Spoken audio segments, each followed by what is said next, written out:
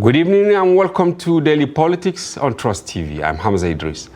Tonight, the Senate has passed the controversial amendment to Section 60, subsection 5(3) of the 2025 Electoral Reform Amendment Bill, despite a walkout by opposition lawmakers and protests within and outside the National Assembly. Emergency plenary sessions in both the Senate and the House of Representatives took dramatic turns. Outside the chambers, security operatives fired tear gas to disperse protesters who insisted on full real-time electronic transmission of election results. The development has sparked fresh debate over electoral transparency and public trust. We'll be joined by legal practitioner Barrister Buhari Yusuf, APC stalwart Samuel Danjuma, and public affairs analyst here in the studio, Dr. Suleiman Abdullahi, to break down the political and legal implications. Later in the program, attention shifts to the growing face-off between former Kaduna State Governor Nasir El-Rufai and the federal government. The Department of State Services has filed a 3-count charge against him following allegations he made about the alleged importation of a poisonous substance. But first, here's a recap of the latest political developments in the country. Minority members of the House of Representatives on Tuesday walked out of plenary in protest over the passage of key provisions in the Electoral Act Amendment Bill 2025. They accused the majority of putting partisan interest ahead of electoral integrity. The protest followed the adoption of Clause 60, subsection 3, which allows both real-time electronic and manual transmission of results, and Clause 84, which outlines how political candidates. The House of Representatives rescinded its earlier position on Clause 60, subsection 3 and adopted the Senate's version permitting both electronic and manual transmission of results. The decision triggered protests from opposition lawmakers who walked out of chambers chanting APC only. The House had earlier approved a clause mandating electronic transmission of results to the RF portal directly from polling units after due signing and stamping of Form EC8A. Strong indications show that INEC and the National Assembly have agreed to move the 2027 presidential election to January 16, 2027, instead of the earlier February 20 date. Governorship elections may also be shifted to January 30, 2027. According to sources within the electoral body and the legislature, the move follows the suspension of harmonization of the Electoral Act Amendment Bill as lawmakers reconvene for an emergency plenary where the new dates are expected to dominate discussions.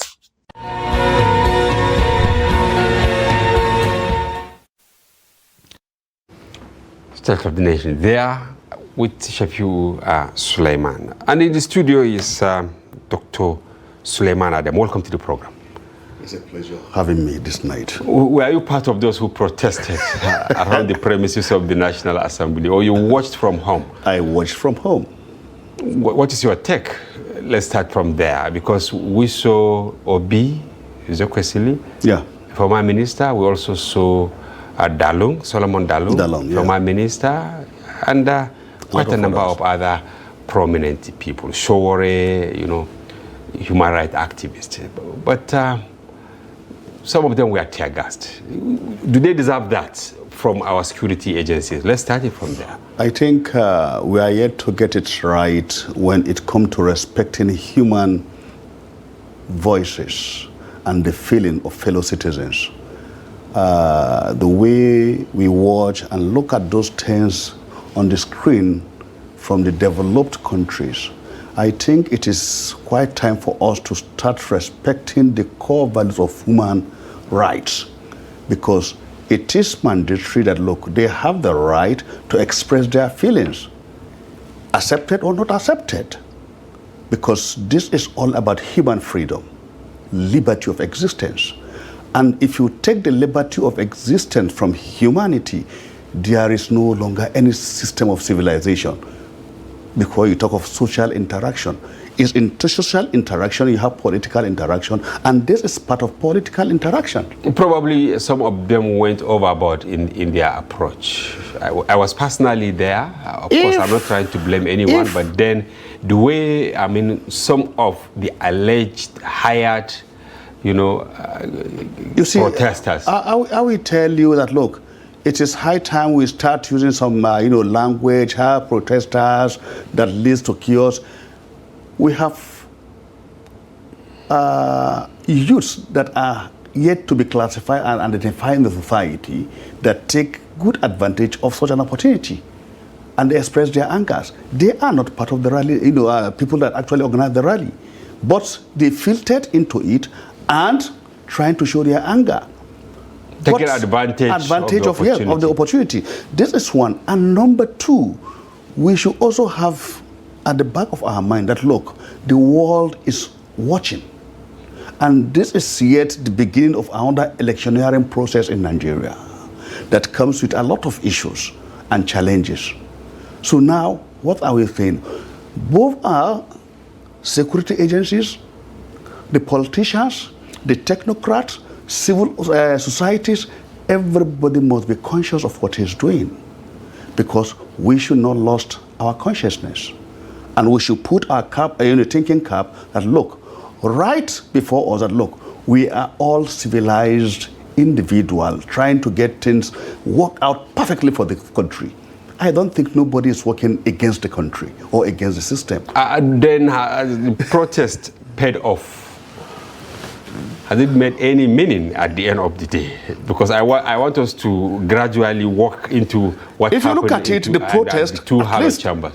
At least those class of individuals or class of what of this societal groups have expressed their feeling. So whether they succeeded or not, it's a different thing. Yes. Okay, now let's go into the House of Representatives. The contention basically was at the Senate, but today something entirely happened in the House of Representatives. Yeah. Can we say they made U-turn, or it is the leadership of the House that actually, superimposed its wish on the members? Because at the end of the day, they have also adopted the two options. Okay, use the electronic this thing, and the backup. And the backup, yes. You see. Let me tell you. I have on several fora I've mentioned that, look, our politicians have no political ideology. They don't even know why they are there. I'm not talking of leadership or followership. Now tell me, why will you go on a different pedestrian yesterday and today you are on a different pedestrian? Look, if you have a political ideology and you have a mandate, you have a vision and a mission that you want to work on as a politician within the framework of what? Of electoral process.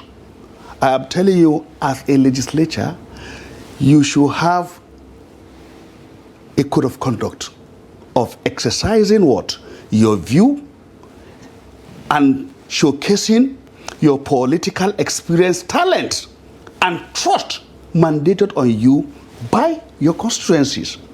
So now if these are not there, then believe me honestly, I continue to tell you, we have, I'm sorry to say, I will tell you we have mediocres, we don't have real politicians. Because let me tell you, when it comes to real politicians standing, if you go to the House of Lord in America, you understand now, you see senators that have been there for ages, years, 10 years, they are there. They maintain their political ideology. Are they conservatives? Are they radicalists? You understand now? Are they pro-government or anti-government or Semitism? You look at them, you understand now? Everybody have why he is there and why he has a cause and he is pursuing in the interest of his own group. So, if not, he has a structural political ideology that is trying to framework that, look, this theory must be maintained as far as we are concerned, you understand now, because our society needs this structural theory of political existentiality in our country. So this is why we see the developed country moving progressively. If we don't have such politicians, then I'm telling you, yet in the next 100 years, we will not get a fine and refined political system in Nigeria that will say, look, we are practicing democracy.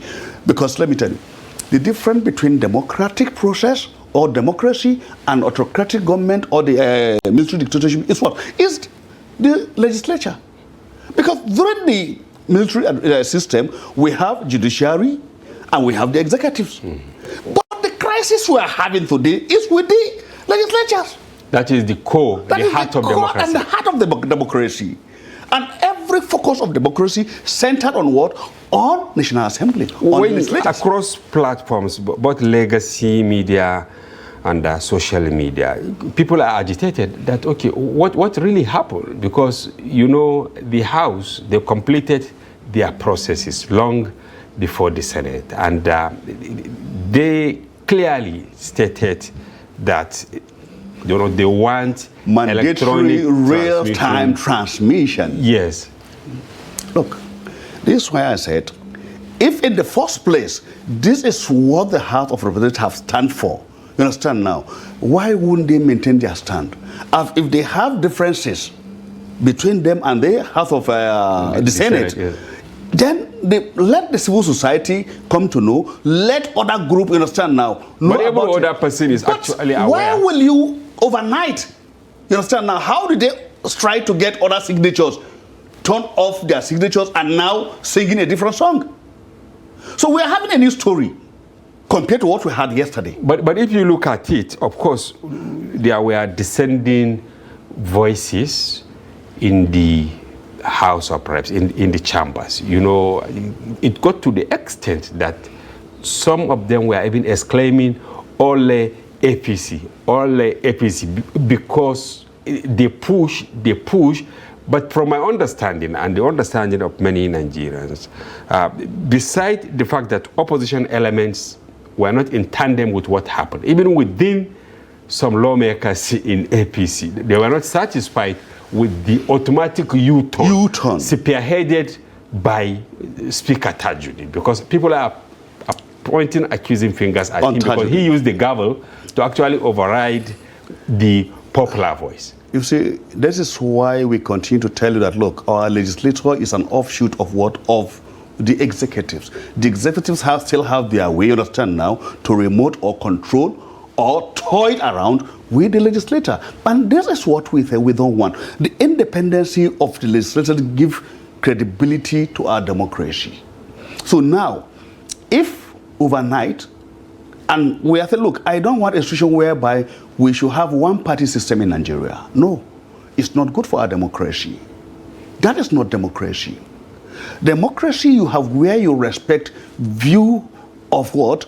Of the minority. Different individuals, both minority, non-minority, you know, every class of people. But politician, not politician. We have people that don't even believe in the political process in Nigeria. But their view have to be respected. Also, because as we are talking today, they have their view, they have their perception, they have their own, overall, overview of what we are saying today as politicians from the ruling party or not ruling party, or minority or majority party. You understand? But what we are saying today is that, look, to me, I want to see a perfect electoral process, a perfect and good, smooth running democratic process in Nigeria. But if you look at it, over 24 years, we have not achieved up to 45% of what you are saying. Because in terms of transparency, in terms of what? Eligibility, in terms of what? Credibility, in terms of transparency, everything you think about. Why do you think? Because from what we've seen so far, it's not about House of Reps, but about leadership of the National Assembly. Here we are talking about the Senate and the House of Representatives. The leadership versus Nigerians, because it's like they have, as I said earlier, superimposed their will. Let me tell on popular ever before now, views. Yes. Not on this electoral act, and particularly looking at the electronic transmission of voting system in Nigeria. What has the leadership of National Assembly have raised up to and start by it and win it for the common man in Nigeria? Can you mention one? Starting from insecurity, round all over the sector, as far as this nation is concerned. Please, we should not get into the dirty and the muddy water of our political leaders in that. So what I'm chambers. saying, if you have 109 senators, and what happened today, only around 70 or thereabout, where they are, some of them, they absconded, right? 20 something, they absconded in the House of Reps. Instead of them to now even do real voting to agree as to making the adjustments to Section 60, they use voice voting. Yes, why? The problem is that, look, we always tend to have a way of manipulating things in Nigeria. So this common statement that is this survival of the fittest also is what is working today in National Assembly. So those that have control of what? Of the leadership of National Assembly overrule even the majority of the National Assembly. So why are they that powerful? Because we were told that all legislators are equal. Only that you need leaders who should now lead the conversation. On this statement, you understand, I'll make it let me broaden it more. Okay. I could remember this American president, Bill Clinton. He said, if you want to control any nation, first you control the economic power of that nation. Oh. You control the economic power of that nation. If executive pay the bill, all the bill of national assemblies, then what do they really pay the bill of the National Assembly? Now? I think they are on first line charge. Look, whatever bill National Assembly pushed the executive is being signed and approved. So it is robbery in Nigerian political system. You understand now? When it comes also the turn of the executive, whatever they push to the National Assembly, they have to approve it. All right, thank you. So that's why I said, look, we're not yet practicing democracy in Nigeria. All right, I'm glad to tell you that we now have an APC stalwart, of course, Samuel Danjuma, who has joined us via Zoom. Mr. Samuel, welcome to the program. Hello? Hello? Oh, you can hear me. Okay, good evening and welcome to Daily Politics. Okay, you have had me with Dr. Suleiman here in the studio saying the leadership in the National Assembly are so powerful. As an APC stalwart, are you disappointed with what happened in the National Assembly, or you are in tune with what transpired at both chambers of the legislature? I'll start this way.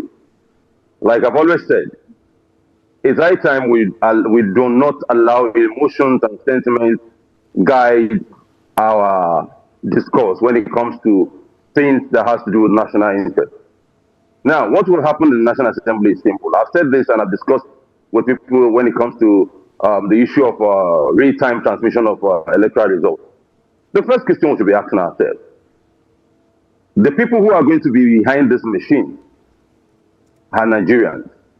What we should be more concerned about, it is attitudinal change, not the technology. That's one. Two, do we have the infrastructure to back real-time transmission? I'll give you an instance what happened today.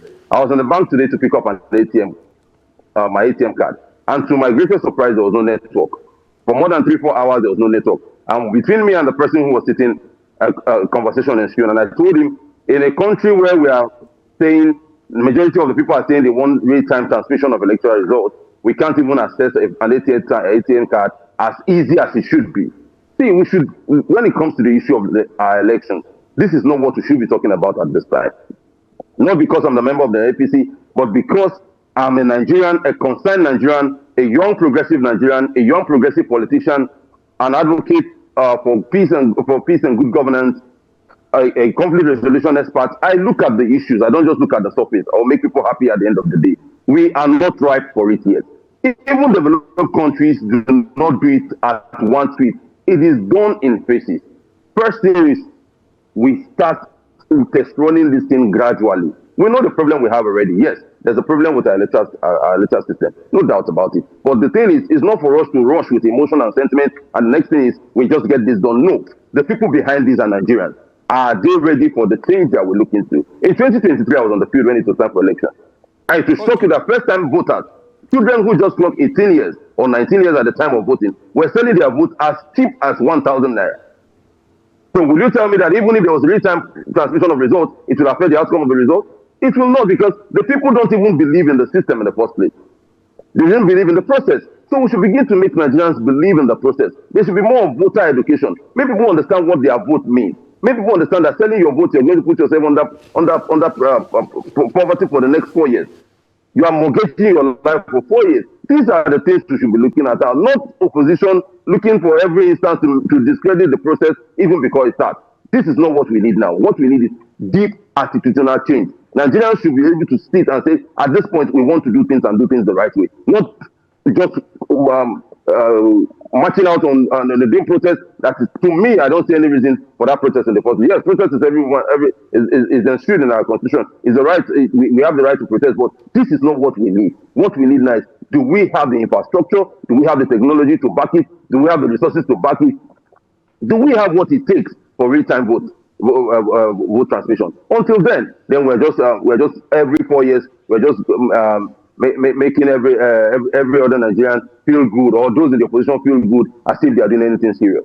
Okay, Samuel, I think it is the right time now to put the record straight. What Nigerians are yearning for is not for them to use the electronic machines to cast their votes and then automatically the results get to IREB or whatever. What they are saying is what is recorded on the immediately, it should also be uploaded on the IREB. And we are told by INEC that IREB does not require the ATM machine you are talking about, the internet connectivity you are talking about. There is a technology domicile within it that can make some of these things, very easily accessible. And where they don't have, the limited internet connectivity within maybe 5 and 10 kilometers, you can be able to do that.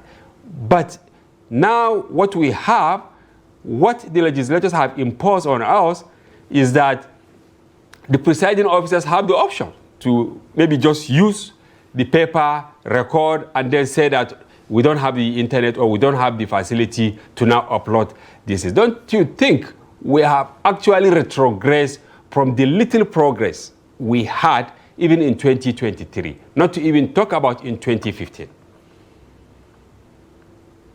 Now, in 2015, since you want us to go back memory lane, we remember in this country, the number one citizen of this country stayed for hours and he was not accredited.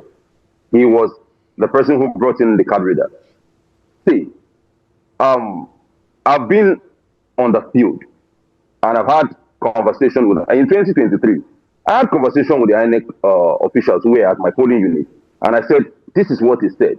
This should be done. And they told me that they need, I don't speak for INEC. I'm relating what I got on the field.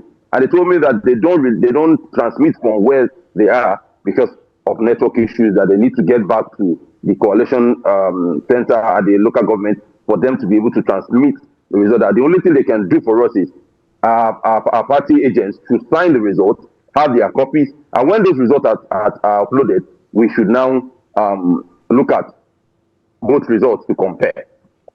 See, Nigerians should know this, and that's why I talk about voters' education. For you to question a presidential election result in Nigeria, you have to bring witness from 176,974 polling units in Nigeria, which is impossible. See, we should stop rushing to solve a problem and by so doing create more problem for the system. We're in this country in 2023 where it was said, allegedly, that there were people who were willing to hack the INEC server. Do we have the cyber security to protect our servers? Let's not be in a rush. It's a process. It's in phases. That's why I said I advocate for saying, okay, fine. We have obstacle elections in this country. All right. We have a state election coming very soon in 2026. We can begin to test run this thing and be sure. Not a very, very important election like the 2027 presidential election, that's where we want to test it. People should go and do their political work. Go and campaign, go and canvass for votes, go and talk to the people, go and educate your people. Voters registration is ongoing. Go and let people understand why they need to get their PVCs. That is what they should be doing, and not heating up the polity. Elder statesmen are not supposed to be heating up the polity at this point. What they should be doing should be giving Nigerians the confidence in the system. Okay. That is what we should be saying. All right, Samuel, let's yield the floor to Dr. Suleiman here in the studio. Are you also a APC member, or do you agree with what he's saying? No. Because I ask some fundamental questions. But most importantly, you know, provided you didn't get the law right, do you think any political expediency or calculation will give you the desired result? You see, this is not time we start. We are talking of educating Nigerians about electronic voting system. We are not even talking about electronic voting system. No, I think people are just talking about the electronic transmission, so that you can now secure it. Let me tell you, it is a process, just like he said, but he's missing the whole thing together, as if, you understand now, we don't even actualize or know what he's talking about. The first place that, look, fundamentally, the House of Rep and House of Senate must come together and agree that, look, this Election Act, you understand now, Electoral Act must be amended, and this is the process we want to fashion it. If they have agreed that, look, we are going to accept and we agree on the mandatory real-time transmission, accept it, nothing like backup. The next phase, how do we have a smooth and perfect system running without any glitches or hitches? That's the next stage of it. Then look, what are the apparatus we need to put on ground that will make it free, fair, and transparent to every Nigeria? So this is INEC. This is what we say, and it's an independent electoral body. INEC, the independent Nigerian. I recall that they said they have the capacity. The capacity. During if they have the capacity, if even you are going to use network, INEC should have their own server network directly that they are working on. You understand? Are working with without any influence from any interference with any third party. That is number two. Number three, they should have their gadget and look, even if you are under the water, you are voting in a high sea, you can easily transmit it from where you are directly, and everybody is getting it. So what we are saying, we have looked at America, India, and Britain, the way they use their own system. Within 3 hours, 5 hours, everything about election process. Even though in India, they take weeks to do all of this. So let me tell you, the problem here is that we are trying to say, look, it's not even all this discussion. I have to ask one question. INEC said, look, we are ready. Do you have what it takes? Today, let me tell you, if you go to bank and make any withdrawal from your account, if you didn't see the alerts in the morning, be sure you are going to see the following day, before the following day. You have a time framework. If you don't see, you will go back to your banks. And the banks have perfect data. We have BVN, we have everything that are all interconnected. You understand now? So if INEC will have a perfect data bank on every individual electorate in Nigeria, I'm telling you, the process is quite simple. If you can withdraw in why is it that they don't want to? I mean, this is not the question. Look, I use our banking system to challenge INEC. If you can withdraw from any of your bank branch in anywhere in this country, and you get perfect transaction, and you get your cash, you get your money, you get your data statistic correct perfectly, then why would? But of course, we do see glitches here and there. You understand now? But even there might not one that can easily be resolved. You understand now? So why can't we get another system? Why can't we get the same system within our electoral process? Okay, let's get back to Samuel. Hello? Why would be scared? I'm with you, my brother. Yes, Samuel. Recall that after the 2023 general elections, despite the disagreements, complaints, and all that, ultimately, at the end of the day, more than 90% of all the information, domicile in the papers and all that, were uploaded to IREF. And at the end of the day, despite complaints in courts and all that, the elections, still stands. And people are not saying what was uploaded is actually different from what they have on the paper. Don't you think with the provisions that we now have, at the Senate and at the House of Representatives, we may not necessarily attain the feat we recorded in 2023 because of the options at their disposal now. Like I said earlier, we should not, in an attempt to solve a problem in a rush, create more problems for ourselves. I listened to the doctor talking about in the bank, you withdraw. Those two things are two different things. I have an account. I'm withdrawing from my account. It's different from every information. We are every 100, like I said, from 176,974 polling units in Nigeria, results are trickling in. Millions of Nigerians are voting at the same time. These are two different things. See, if you remember what happened in 2023, like you said, most of the cases that went to the court, because INEC at the end of the day uploaded most of those results, and people did not question if those results were different from what they had with their polling unit agents. This is why I said we should do these things in phases. The law is the law. If at the time we have seen, because I am on the field, we have seen where people complain that they were disenfranchised because they were not able to vote. The card reader was not able to read their cards.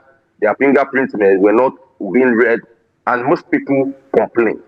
And I remember the same opposition, some of them decided to say, okay, let's agree that whereby this fails, manual accreditation should be carried out. Why is it that whenever it favors the other part, it's fine? When it doesn't favor them, we now begin to try. See, it is a problem. Yes, INEC said they are ready, and that's why I advocate that we should do the test on phases by phases. We have the Osun election, which is coming up in 2020, the Osun governorship election. We should test on it in Osun, we should test on it in Ekiti. The result we get from Osun and Ekiti will now help us work more. But law, that time? legislation is it's a recurrent thing. When you try out, you take the pros and cons, then you go back and re-amend those laws to suit Nigerians. What the National Assembly has simply done is this. The National Assembly has said, since Nigerians are agitating for this, let's give them an opportunity whereby, in case this option fails, this option is there, so that Nigerians will not be disenfranchised. And that is it. But you know that as humans look for options, and by the time they look for options and they get it, they abuse it. That is why I advocate for attitudinal change. Even the technology we're talking about, Nigerians are still going to be the one that will be behind it to manage. So if the man behind it to manage, the man who is to upload it, is not sincere, if the man who is to upload it is not genuine, he's still, if it's also partisan, he's still going to do the bidding of whoever puts him there. So we should be advocating for attitudinal change. That's why I talk about voter education. Let people understand the powers of their vote. Let people understand what is entailed. The message on the street is different from what is on the studio. Yes, we speak a lot of big grammar in this country. We speak a lot of big English. Do the people we are speaking this English to, do they really understand what we are saying? That is why we should go back now, speak in their dialects, let them understand what it takes. Let them know the power of their vote. Let them know that when you sell your vote, you have mortgaged your future, you have mortgaged your destiny. Let people who actually vote their conscience, and let the people who are actually taking this result actually do it with the fear that this is service to humanity, this is service to their nation. Patriotism should be the watchword. All right. Doctor, before we move to our other topic of discussion, which is Europe, I want your final take on this. Can we say now Nigerians and even legislators who were elected on the platform of other political parties that have now moved to APC, we have all started paying for our crimes of tilting towards one-party state? Because many believe that if we had a robust legislature, maybe 50-50 or 50-40 or thereabout, yes. So can we say now, okay, those who feel that, okay, APC having the majority, having its way, that all things will be fine? Can we say now we have to start thinking that we have started paying the big price? That is automatic. We are paying for the big price because we have marched towards one-party system. And I have said it like, look, the leadership of the legislative have collapsed entirely with the leadership of the executives. That is why they are moving on the same pace, on the same track, and they are on the same overdrive. So let me tell you, it's not about the citizens. We are talking about system. We want to transform the system from one state to the others. You don't need to tell the people. When the system has been established, it is now then you go to the people, tell them, like, we have a new system in town. You understand now? This is what we are saying. Let's look at it in other developed countries of which we have researched and we have seen how they transmit and they work their election process from A to Z. So if I understand you, instead of the back and forth, Nigerians, the stakeholders should just take a clue from what happened maybe in countries like India, America. Yes, we did a report actually. Very good. Why are the ruling parties scared of change, of new system? You understand now? Let's go by it and let's put every step on place, and let's match it from A to Z, and let's look at the outcome of the result. You understand? It will be perfect. Rome was not built in a day. Democracy should not be, dangling forward and backward. So now, let me tell you, finally, Nigeria, we have this mentality. Look, whenever there's a breakthrough in a new research, we try to also back it up with the old system, so that if the new system doesn't work, we should fall back to the old system. Why are we always scared of the new system and not tilting to forget about the old system, and let's move with change? And this is all about civilization development. If you are being scared of what? Of revolution, change in every aspect of human endeavor, that shows you continue to remain in the era of the 17th century industrialization, where we are talking about the 5th industrial revolution. Thank you very much.